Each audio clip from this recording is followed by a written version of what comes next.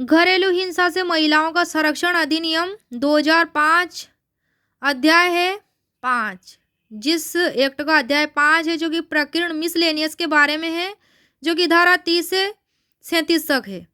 इसमें टोटल 8 धाराएं दी गई हैं। धारा 30 है protection officers and members of service providers to be public servants, मतलब संरक्षण अधिकारियों और सेवा प्रदाताओं के सदस्यों का लोक सेवक होना। संरक्षण अधिकारी और सेवा प्रदाता जो सदस्य हैं वो लोक सेवक। तो संरक्षण अधिकारी और सेवा प्रदाता के सदस्य जब इस एक्ट के उपबंधों में से किसी उपबंध या उसके अधीन बनाए गए किन्हीं नियमों या आदेशों के अनुसरण में कोई कार्य कर रहे हैं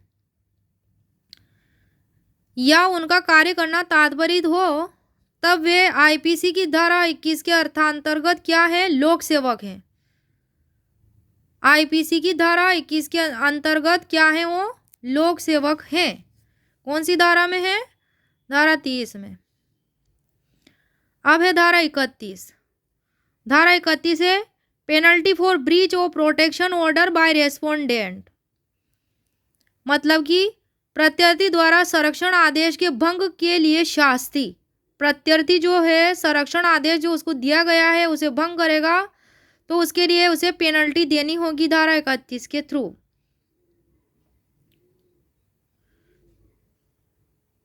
इसमें धारा 31 की उपधारा 1 कहती है कि प्रत्यर्थी द्वारा संरक्षण आदेश या किसी अंतरिम संरक्षण आदेश का भंग इस एक्ट के अधीन एक अपराध होगा और वह दोनों में से किसी भांति के कारावास से, सादा या कठोर कारावास से जिसकी अवधि 1 वर्ष तक की हो सकेगी, या जुर्माने से जो 20,000 रुपये तक का हो सकेगा, या दोनों से ही दंडित होगा।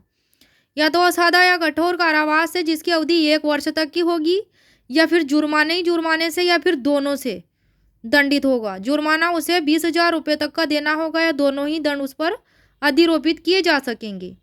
अब है धारा 31 की उपधारा 2। उपधारा 2 में है कि उपधारा 1 के अधीन अपराध का विचारण यथासाध्य उस मजिस्ट्रेट द्वारा किया जाएगा जिसने वह आदेश पारित किया था। जिसने आदेश पारित किया था उस मजिस्ट्रेट द्वारा जिसका भंग अभियुक्त द्वारा कारित किया जाना अभी कथित किया गया है। उस कोर्ट ने कहा कि उस अभियुक्त ने ऐसा आदेश भंग किया था। अब है इसकी उपधारा 3। उपधारा 1 के अधीन आरोपों को विरचित करते समय मजिस्ट्रेट आईपीसी की धारा 498 क या उस संहिता के किसी अन्य उपबंध या दहेज प्रतिषेध अधिनियम 1961 के अधीन आरोपों को भी विरचित कर सकेगा यदि तथ्यों से प्रकट होता है कि इन उपबंधों के अधीन कोई अपराध हुआ है। इस प्रकार उपधारा 3 में ये बात बताई गई है। धारा 32 है कॉग्निजेंस एंड प्रूफ के बारे में, संज्ञान और सबूत के बारे में, कि सीआरपीसी 1973 में अंतर्विष्ट किसी बात के होते हुए भी धारा 31 की उपधारा 1 के अधीन अपराध संज्ञेय और अजमानती होगा। संज्ञेय और अजमानती होगा वो अपराध। और उपधारा 2 में है कि व्यतीत व्यक्ति के एकमात्र परिसाक्ष्य पर कोर्ट यह निष्कर्ष निकाल सकेगा कि धारा 31 की उपधारा 1 के अधीन अभियुक्त द्वारा कोई अपराध किया गया है। अब है धारा 33 section 33 penalty for not discharging duty by protection officer, संरक्षण अधिकारी द्वारा कर्तव्यों का निर्वहन न करने के लिए शास्ति।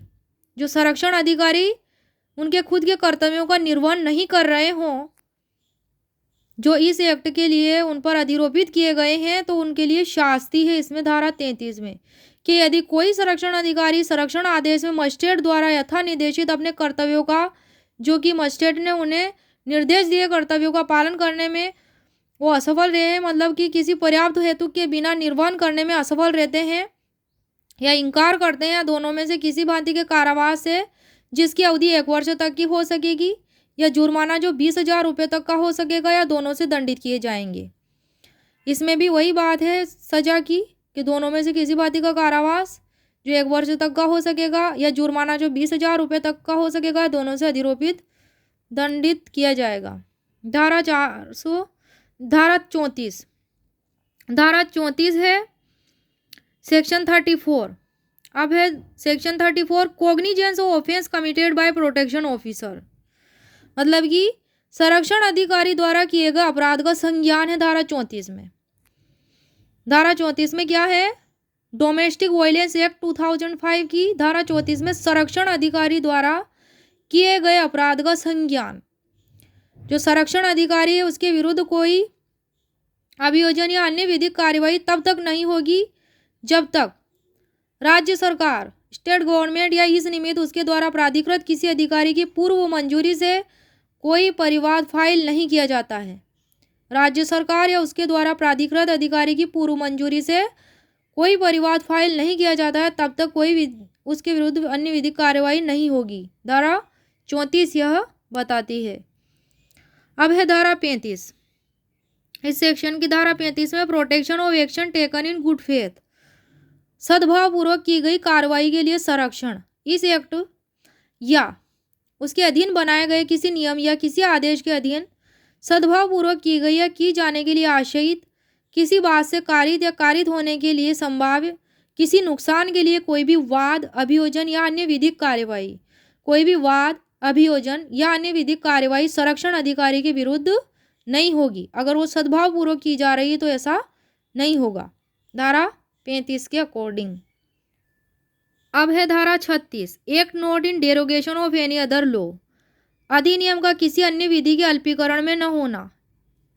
अधिनियम मतलब जो एक्ट है यह कि किसी अन्य विधि के अल्पीकरण में नहीं होगा। यह धारा 36 बताती है कि इस एक्ट के उपबंध तत्समय प्रवर्त किसी अन्य विधि के उपबंधों के अतिरिक्त होंगे, मतलब इनका भी महत्व होगा और नहीं उनके अल्पीकरण में, और उनको भी वो अल्प नहीं करेंगे उनके महत्व को। इस प्रकार धारा 36 बात करती है।